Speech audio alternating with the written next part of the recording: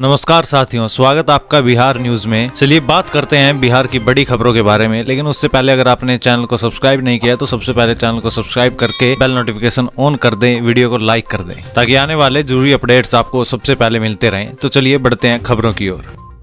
वेतन व पेंशन को रोकने वाले शिक्षा विभाग के आदेश पर विवाद, के पाठक के खिलाफ विशेषाधिकार नोटिस लाने की तैयारी।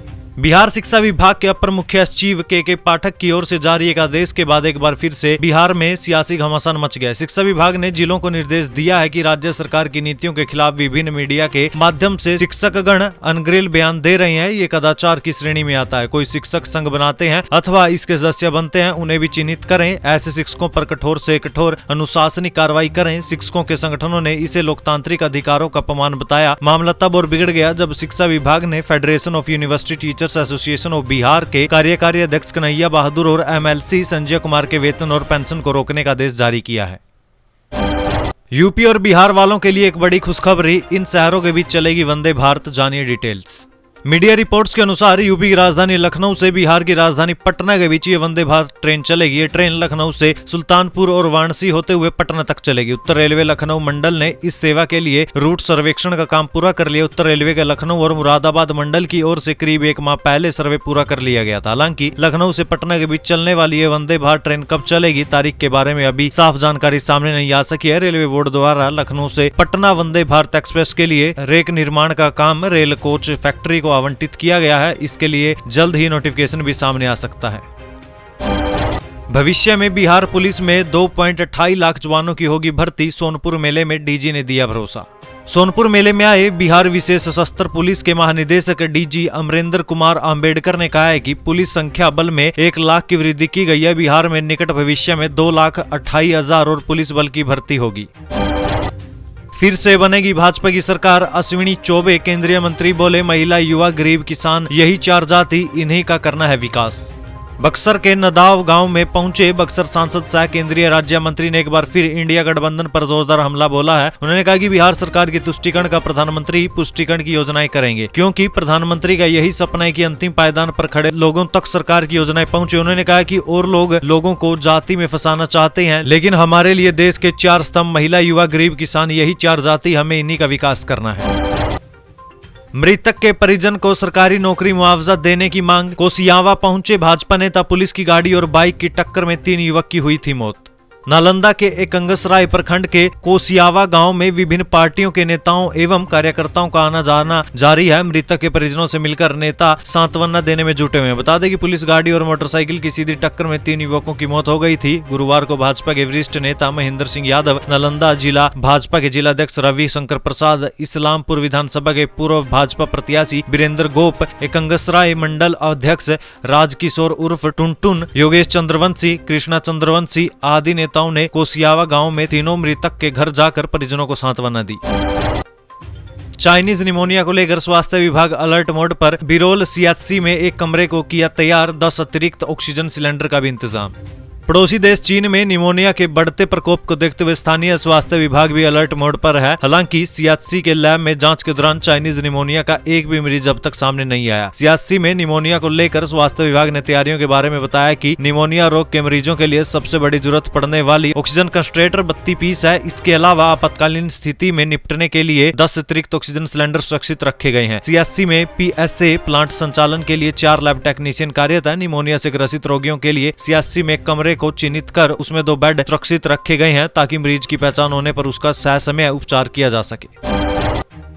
पराली जलाने पर कृषि विभाग का एक्शन, 12 किसानों का सरकारी पंजीकरण ब्लॉक, नहीं मिलेगा सरकारी लाभ। गया में कृषि विभाग खेत में पड़े धान के अवशेष पराली को जलाने वाले किसानों को अब सरकारी लाभ से वंचित किया जा रहा है। यही नहीं, अब केस करने की धमकी भी दे रहे हैं। विभाग ने जिले के 12 किसानों को सरकारी पंजीकरण के आधार पर ब्लॉक कर दिया है। यानी अब भविष्य में ऐसे किसानों को किसी प्रकार का सरकारी लाभ नहीं मिलेगा। बिहार से हटेगी शराबबंदी, सर्वे टीम घर घर जाकर लोगों से पूछेगी सवाल, जाने नीतीश सरकार का प्लान।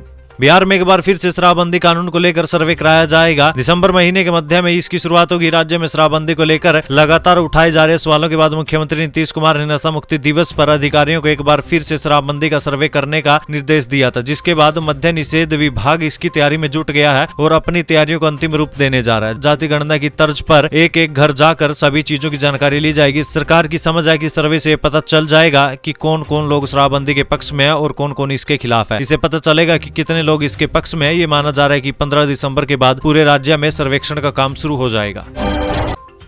बिहार सरकार मजदूरों के लिए चला रही है कई योजनाएं, जाने कैसे उठाएं लाभ और करें रजिस्ट्रेशन।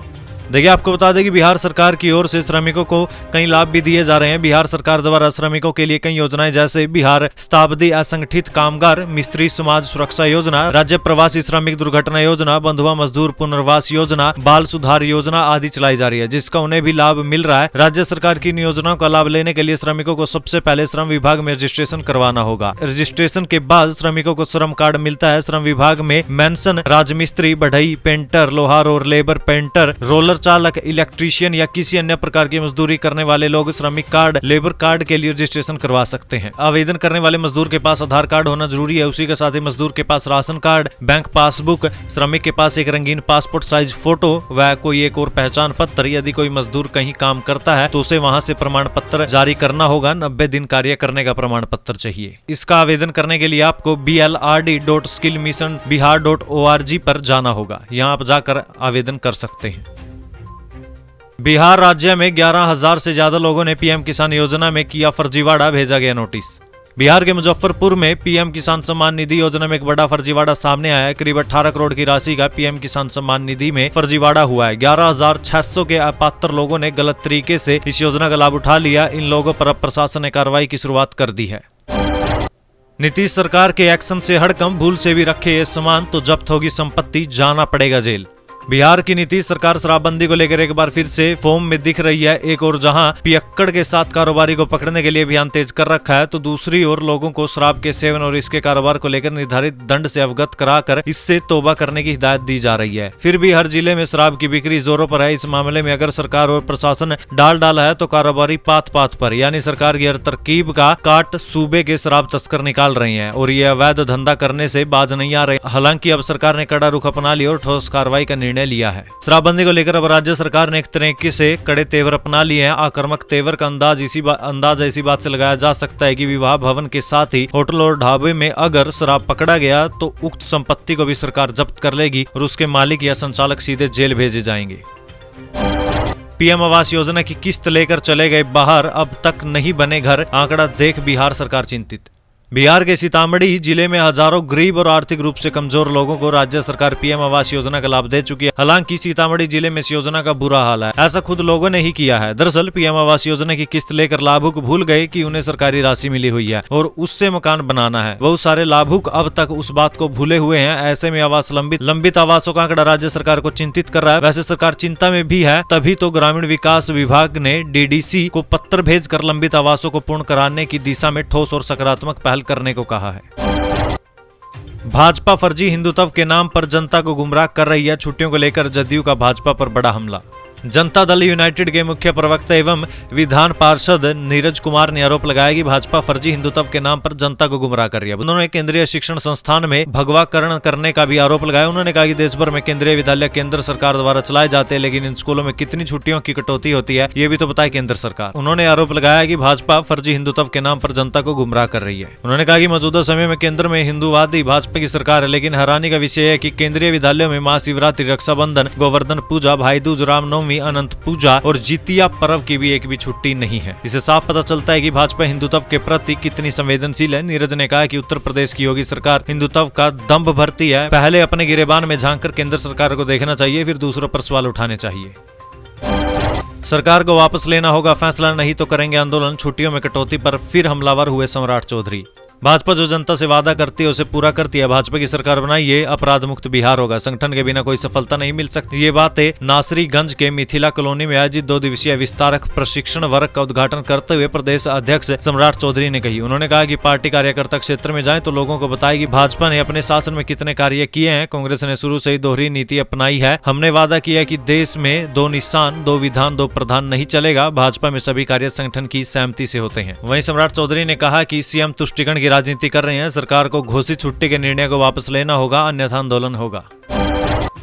नीतीश कुमार की तबीयत खराब, वायरल फ्लू की चपेट में आ गए सीएम, कई कार्यक्रम स्थगित। मुख्यमंत्री नीतीश कुमार की तबीयत खराब हो गई है, जिसके बाद उन्हें आराम की सलाह दी गई है। बताया जा रहा है कि सीएम नीतीश कुमार पिछले 2-3 दिनों से बीमार चल रहे हैं। उन्हें वायरल फ्लू हो गया है। मौसम में बदलाव की वजह से सीएम नीतीश कुमार की तबीयत खराब होना बताया गया है। मुख्यमंत्री आवास की ओर से मिली जानकारी के अनुसार डॉक्टर ने उन्हें आराम करने की नसीहत दी है। वहीं उनकी तबीयत को देखते हुए बैठक और कार्यक्रम भी स्थगित कर दिए गए।